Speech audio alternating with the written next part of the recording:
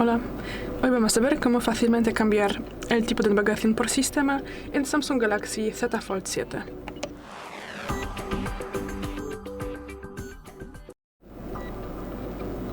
Bueno, pues empezamos con la abierta de ajustes. Luego tendremos que bajar y buscamos la pestaña pantalla. Aquí bajamos y buscamos la posición llamada barra de navegación, aquí.